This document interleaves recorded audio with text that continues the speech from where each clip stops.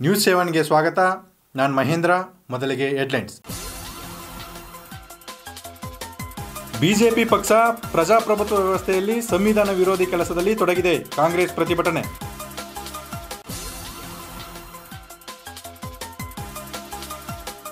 ಕೇರಳದಿಂದ ತ್ಯಾಜ್ಯ ಸಾಗಣೆ, ಕರವೇ ಪ್ರತಿಭಟನೆ.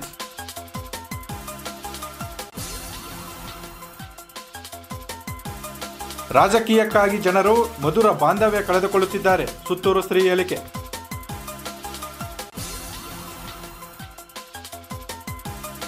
ರಸ್ತೆ ಹಾಗೂ ಹಕ್ಕುಪತ್ರಕ್ಕಾಗಿ ಜೈ ಕನ್ನಡಿಗರ ಸೇನೆಯಿಂದ ಪ್ರತಿಭಟನೆ.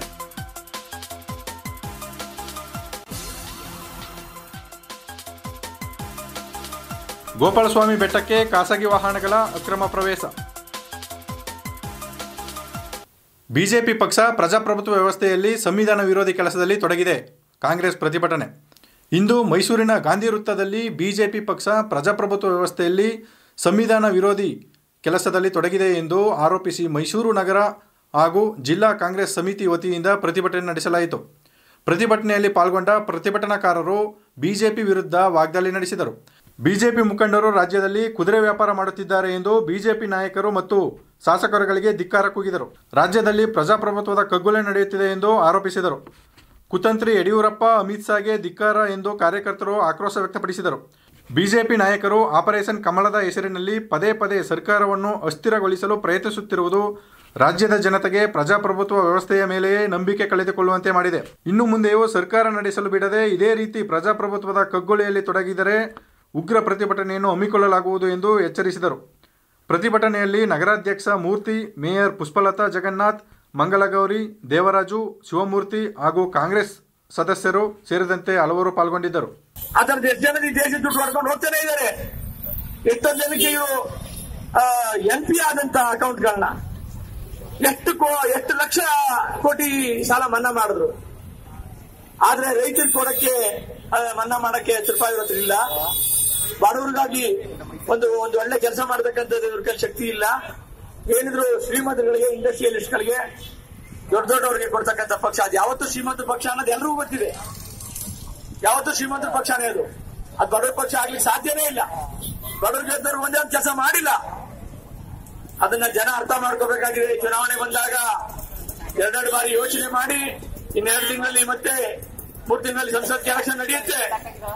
ಆ ನಡೆಯುವಾಗ ಇವ್ರು ಮಾಡಿದಂತ ಕೆಲಸಗಳನ್ನ ನೋಡ್ಬೇಕು. ಇಡೀ ದೇಶ ನೋಡ್ತಾ ಇದೆ. ಕರ್ನಾಟಕ ಸರ್ಕಾರದ MLAಗಳನ್ನ 50 ಕೋಟಿ 60 ಕೋಟಿ ಹೇಗೆ ಕೊಂಡ್ಕೊಳ್ಳೋಕೆ ಸಾಧ್ಯ? ಇವರು ಎಲ್ಲಿಂದ ಬಂತು ಇವ್ರ ಹಣ? ಕೇರಳದಿಂದ ತ್ಯಾಜ್ಯ ಸಾಗಣೆ, ಕರವೇ ಪ್ರತಿಭಟನೆ.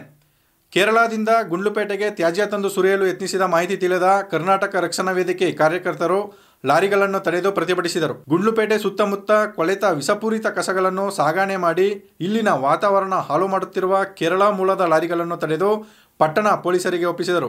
ಈ ಸಂದರ್ಭದಲ್ಲಿ ಕರ್ನಾಟಕ ರಕ್ಷಣಾ ವೇದಿಕೆ ಸುರೇಶ್ ನಾಯಕ್, ತಾಲೂಕು ಅಧ್ಯಕ್ಷ ರಾಜೇಂದ್ರ, ಜಿಲ್ಲಾ ಉಪಾಧ್ಯಕ್ಷ ಜಗದೀಶ್, ಜಿಲ್ಲಾ ಸಂಚಾಲಕ ನಾಗರಾಜು, ತಾಲೂಕು ಕಾರ್ಯದರ್ಶಿಗಳು ಸುರೇಶ್ ಗೌಡ ಮತ್ತಿತರರಿದ್ದರು.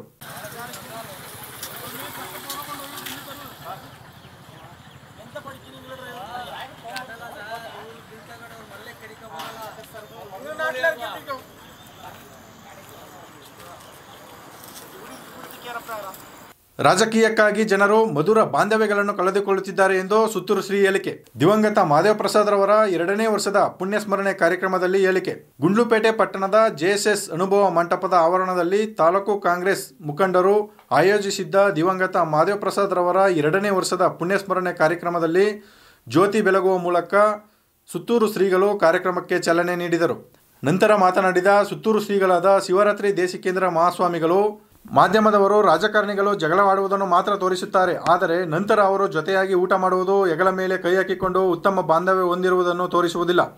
ಆದರೆ ಜನರು ರಾಜಕಾರಣಿಗಳು ಜಗಳವಾಡುವ ಸುದ್ದಿಗಳನ್ನು ಮಾತ್ರ ನೋಡಿ ಸಂಬಂಧ ವಿಶ್ವಾಸಗಳನ್ನು ಕಳೆದುಕೊಂಡು ಅವರವರೇ ಕಿತ್ತಾಡಿಕೊಂಡು ಜೀವನದ ಮಧುರ ಬಾಂಧವ್ಯಗಳನ್ನು ಕಳೆದುಕೊಳ್ಳುತ್ತಿದ್ದಾರೆ. ಆದರೆ ಮಾದೇವ ಪ್ರಸಾದ್ ಯಾರ ಬಗ್ಗೆಯೂ ಹಗುರವಾಗಿ ಮಾತನಾಡಿದವರಲ್ಲ. ದೂರದೃಷ್ಟಿ ಇದ್ದ ನಾಯಕ. ಸಿದ್ದರಾಮಯ್ಯನವರ ಬಲಗೈಯಾಗಿದ್ದರು. ಯಾವ ಕೆಲಸ ನೀಡಿದರೂ ನಿಭಾಯಿಸುತ್ತಿದ್ದರು. ಇದೇ ಅವರನ್ನು ರಾಜಕೀಯವಾಗಿ ಉನ್ನತ ಮಟ್ಟಕ್ಕೇರಿಸಿತು ಎಂದರು. ವ್ಯಕ್ತಿಗಳು ನಿಧನವಾದ ನಂತರ ಅಂಥವರ ನೆನೆಯುವುದು ವಿರಳ. ಎಲ್ಲರೂ ನೆನೆಯಬೇಕಾದರೆ ಸಮಾಜಕ್ಕೆ ಕೊಡುಗೆ ನೀಡಿರಬೇಕು. ದಿವಂಗತ ಮಾದೇವ ಪ್ರಸಾದ್ ಎಲ್ಲರ ಮನಸ್ಸಿನಲ್ಲಿರುವುದರಿಂದಲೇ ಅವರ ಅಭಿಮಾನಿಗಳು 2ನೇ ವರ್ಷದ ಪುಣ್ಯಸ್ಮರಣೆ ಮಾಡುತ್ತಿರುವುದು. ಜನರ ಪ್ರೀತಿ ಇದ್ದರಿಂದಲೇ ಅವರು 5 ಬಾರಿ ಶಾಸಕರಾಗಲು ಸಾಧ್ಯವಾಯಿತು ಎಂದರು. ನಂತರ ಮಾತನಾಡಿದ ಪ್ರೊಫೆಸರ್ ಮಲೆಯೂರು ಗುರುಸ್ವಾಮಿ ಅವರು, ದಿವಂಗತ ಮಹಾದೇವ ಪ್ರಸಾದ್ ನನ್ನ ಶಿಷ್ಯರಾಗಿದ್ದರು. ನಾನು ಉಪನ್ಯಾಸಕರಾಗಿದ್ದಾಗ ವಿದ್ಯಾರ್ಥಿಯಾಗಿದ್ದ ಅವರು ವಿದ್ಯಾರ್ಥಿ ಲೀಡರ್ ಆಗಿದ್ದರು. ಒಮ್ಮೆ ಆ ಕಾಲಿನ ಸೂಪರ್ ಸ್ಟಾರ್ ಆಗಿದ್ದ ಅನಂತನಾಗ್ ರವರನ್ನು ಕಾಲೇಜಿಗೆ ಕರೆತಂದಿದ್ದರು. ದೇವರಾಜ್ ಅರಸು, JH ಪಟೇಲ್ರಂತಹ ನಾಯಕರ ಒಡನಾಟ ಹೊಂದಿ ರಾಜಕೀಯ ಉತ್ತುಂಗಕ್ಕೇರಿದರು. ಸಿದ್ದರಾಮಯ್ಯನವರಿಗೆ ಮಹಾದೇವ ಪ್ರಸಾದ್ ಎಂದರೆ ಪಂಚಪ್ರಾಣ. ದೂರದೃಷ್ಟಿ ಇದ್ದ ನಾಯಕ ಮಹಾದೇವ ಪ್ರಸಾದ್. ಆದ್ದರಿಂದಲೇ ಕುಡಿಯುವ ನೀರು, ಕೆರೆ ತುಂಬಿಸುವ ಯೋಜನೆ ತಾಲೂಕಿಗೆ ಬಂದದ್ದು. ಮೈಸೂರು ಅರಸರು KRS ಬ್ಯಾಂಕ್ ನಿರ್ಮಾಣ ಮಾಡಿದ್ದರು. ಈಗಲೂ ಅವರನ್ನು ನೆನೆಯುತ್ತೇವೆ. ವಿಶ್ವೇಶ್ವರಯ್ಯ ಶಿವನ ಸಮುದ್ರದಿಂದ ವಿದ್ಯುತ್ ತಯಾರಿಸಿ ಬೆಳಕು ನೀಡಿದರಿಂದ ಅವರನ್ನು ನೆನೆಯುತ್ತೇವೆ. ಅದೇ ರೀತಿ ಗುಂಡ್ಲುಪೇಟೆ ತಾಲೂಕಿನ ಅಭಿವೃದ್ಧಿಗಾಗಿ ಮಹಾದೇವ ಪ್ರಸಾದ್ ಶ್ರಮಿಸಿದ್ದರಿಂದಲೇ ಅವರನ್ನು ನೆನೆಯುತ್ತಿದ್ದೇವೆ ಎಂದರು. ನಂತರ ಮಾತನಾಡಿದ ಸಂಸದ ಧ್ರುವನಾರಾಯಣ್, ದಿವಂಗತ ಮಹಾದೇವ ಪ್ರಸಾದ್ ನಮ್ಮ ಕ್ಯಾಪ್ಟನ್ ಆಗಿದ್ದರು. ನಾವು ಕ್ಯಾಪ್ಟನ್ ಕಳೆದುಕೊಂಡು ಪ್ರತಿದಿನವೂ ನೋವು ಪಡುತ್ತಿದ್ದೇವೆ. ನಮ್ಮ ಜಿಲ್ಲೆಗೆ engineering college, medical college, law college, ತಾಲೂಕಿಗೆ ಸಮುದಾಯ ಭವನಗಳು, ಕೆರೆಗೆ ನೀರು, ಕುಡಿಯುವ ನೀರು, ಕಾಲೇಜುಗಳು, ವಸತಿ ನಿಲಯಗಳು, APMC ಎಷ್ಟು ಅಭಿವೃದ್ಧಿ ಅಂತ ಹೇಳುವುದು. ಇದಕ್ಕೆಲ್ಲ ಕಾರಣಕರ್ತರಾದವರು ದಿವಂಗತ ಮಹಾದೇವ ಪ್ರಸಾದ್ ಎಂದರು. ಈ ಸಂದರ್ಭದಲ್ಲಿ ಪಡಗೂರು ಮಠದ ಶಿವಲಿಂಗೇಂದ್ರ ಸ್ವಾಮಿಗಳು, ಅರವೆ ಮಠದ ಸರ್ಪಭೂಷಣ ಸ್ವಾಮಿಗಳು, ಗೋಪಾಲಪುರ ಮಠದ ಗಂಗಾಧರ ಸ್ವಾಮಿಗಳು, ಸಂಸದ ಧ್ರುವನಾರಾಯಣ್, ಮಾಜಿ ಸಚಿವೆ ಗೀತಾ ಮಹಾದೇವ ಪ್ರಸಾದ್, ಯುವ ಮುಖಂಡ ಗಣೇಶ್ ಪ್ರಸಾದ್, ಚಾಮುಲ್ ನಿರ್ದೇಶಕರಾದ ನಂಜುಂಡ ಪ್ರಸಾದ್, ಕಣ್ಣೇಗಾಲ ಸ್ವಾಮಿ, ಮಾಜಿ ಸಂಸದ A. ಸಿದ್ದರಾಜು, ಮಾಜಿ ಶಾಸಕ ಜಯಣ್ಣ, ಮಾಜಿ ಕಾಡಾ ಅಧ್ಯಕ್ಷ HS ನೆಂಜಪ್ಪ, ಬ್ಲಾಕ್ ಕಾಂಗ್ರೆಸ್ ಅಧ್ಯಕ್ಷರಾದ ಮುನಿರಾಜು, PV ರಾಜಶೇಖರ್, ತಾಲೂಕ್ ಪಂಚಾಯತಿ ಅಧ್ಯಕ್ಷ ಜಗದೀಶ್ ಮೂರ್ತಿ, ಮಾಜಿ ಪುರಸಭೆ ಅಧ್ಯಕ್ಷ ನಾಜಿಮುದ್ದೀನ್, ಜಿಲ್ಲಾ ಪಂಚಾಯತಿ ಸದಸ್ಯರಾದ KS ಮಹೇಶ್, ಚೆನ್ನಪ್ಪ, ಬೊಮ್ಮಯ್ಯ, ತಾಲೂಕ್ ಪಂಚಾಯತಿ ಸದಸ್ಯ ಮಧುಶೇಖರ್ ಮತ್ತಿತರರಿದ್ದರು.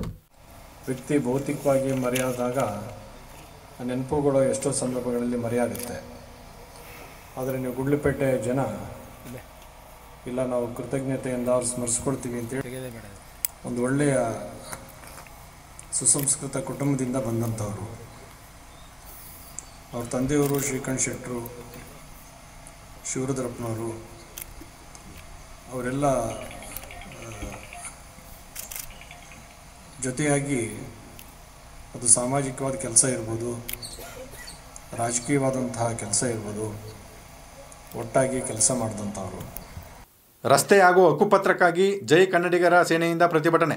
ಕರ್ನಾಟಕ ಕೊಳೆಗೇರಿ ಅಭಿವೃದ್ಧಿ ಮಂಡಳಿ ಕಚೇರಿಯ ಸುತ್ತಮುತ್ತಲಿನ ದರಿಯಾಪೋರ್ ಸರ್ವೆ ನಂಬರ್ 5ರ ಕೊಳಚೆ ಪ್ರದೇಶದಲ್ಲಿ ಸುಮಾರು ವರ್ಷಗಳಿಂದ ಜನರು ವಾಸಿಸುತ್ತಿದ್ದು, ಆದರೆ ದಿನನಿತ್ಯ ಕೂಲಿ ಕೆಲಸ ಹಾಗೂ ಇನ್ನಿತರ ಕೆಲಸ ಕಾರ್ಯಗಳಿಗೆ ಕೊಳಚೆ ಪ್ರದೇಶದಿಂದ ಪೂರ್ವ ದಿಕ್ಕಿನಲ್ಲಿ ಗುಂಡೂರಾವ್ ಜಮಶೆಟ್ಟಿ ಅವರು ತಮ್ಮ ಬದಲಾವಣೆಯ ರಸ್ತೆ ಮುಚ್ಚಿರುತ್ತಾರೆ. ಕೊಳಚೆ ನಿವಾಸಿಗಳಿಗೆ ಹೋಗಿ ಬರಲು ತೊಂದರೆಯಾಗುತ್ತಿರುವುದರಿಂದ ಆ ಹಿಂದಿನ ರಸ್ತೆ ತೆರವುಗೊಳಿಸಬೇಕೆಂದು ಆಗ್ರಹಿಸಿ ಜೈ ಕನ್ನಡಿಗರ ಸೇನೆಯ ವತಿಯಿಂದ ಇಂದು ಬೃಹತ್ ಪ್ರತಿಭಟನೆ ನಡೆಯಿತು. ದತ್ತು ಬಾಸಗಿ ನೇತೃತ್ವದಲ್ಲಿ ಈ ಪ್ರತಿಭಟನೆ ನಡೆಯಿತು. ಇನ್ನು ನಗರದ ಸರ್ದಾರ್ ವಲ್ಲಭಾಯ್ ಪಟೇಲ್ ವೃತ್ತದಿಂದ ಜಿಲ್ಲಾಧಿಕಾರಿಗಳ ಕಚೇರಿಯವರೆಗೆ ಪ್ರತಿಭಟನೆ ಮಾಡಲಾಯಿತು. ನಂತರ ಪ್ರತಿಭಟನಾಕಾರರು ಜಿಲ್ಲಾಧಿಕಾರಿಗಳಿಗೆ ಮನವಿ ಸಲ್ಲಿಸಿದರು.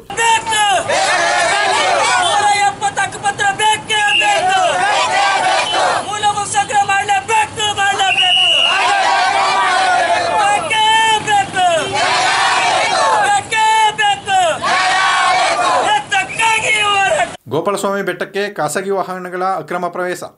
ಗುಂಡ್ಲುಪೇಟೆ ತಾಲೂಕಿನ ಪ್ರಸಿದ್ಧ ಪ್ರವಾಸಿ ತಾಣವಾದ ಹಿಮವದ್ ಗೋಪಾಲಸ್ವಾಮಿ ಬೆಟ್ಟಕ್ಕೆ ಖಾಸಗಿ ವಾಹನಗಳಿಗೆ ಪ್ರವೇಶ ನಿಷೇಧಿಸಿದ್ದರೂ ಸಹ ಕೆಲವು ಸಿಬ್ಬಂದಿಗಳ ಲಂಚದಾಸೆಗೆ ಕೆಲವು ಖಾಸಗಿ ವಾಹನಗಳಿಗೆ ಪ್ರವೇಶ ನೀಡುತ್ತಿರುವುದಕ್ಕೆ ಸಾರ್ವಜನಿಕರು ಆಕ್ರೋಶ ವ್ಯಕ್ತಪಡಿಸಿದ್ದಾರೆ. ಹಿಮವದ್ ಗೋಪಾಲಸ್ವಾಮಿ ಬೆಟ್ಟಕ್ಕೆ ಕಾಡು ಪ್ರಾಣಿಗಳಿಗೆ ತೊಂದರೆ, ಅನೈತಿಕ ಚಟುವಟಿಕೆಗಳಿಗೆ ನಿಯಂತ್ರಣ, ಅಪಘಾತ ತಡೆಗಟ್ಟುವುದು, ಪರಿಸರ ಸಂರಕ್ಷಣೆ ಉದ್ದೇಶಗಳಿಂದಾಗಿ ಕೆಲವು ವರ್ಷಗಳಿಂದ ಖಾಸಗಿ ವಾಹನಗಳಿಗೆ ಚೆಕ್ಪೋಸ್ಟ್ನಲ್ಲಿಯೇ ತಡೆಯೊಡ್ಡಿ ಅಲ್ಲಿಯೇ ಪಾರ್ಕಿಂಗ್ ವ್ಯವಸ್ಥೆ ಮಾಡಲಾಯಿತು.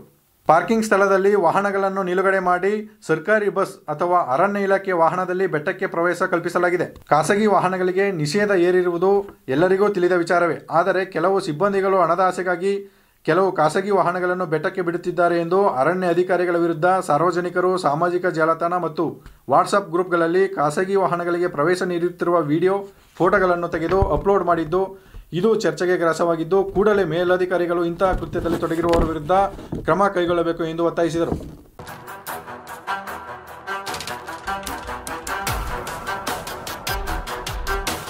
ಇದಿಷ್ಟು ಇವತ್ತಿನ ಪ್ರಮುಖ ಸುದ್ದಿಗಳಾಗಿತ್ತು. ಮತ್ತಷ್ಟು ಸುದ್ದಿಗಳಿಗಾಗಿ ನೀವು ನೋಡ್ತಾ ಇರಿ ಸದಾ ವಿಶೇಷತೆಗಳನ್ನು ಒತ್ತು ತರುವ ಹಾದಿಯಲ್ಲಿ News 7 ಕನ್ನಡ, ನಂಬಿಕೆ ಜೀವಾಲ.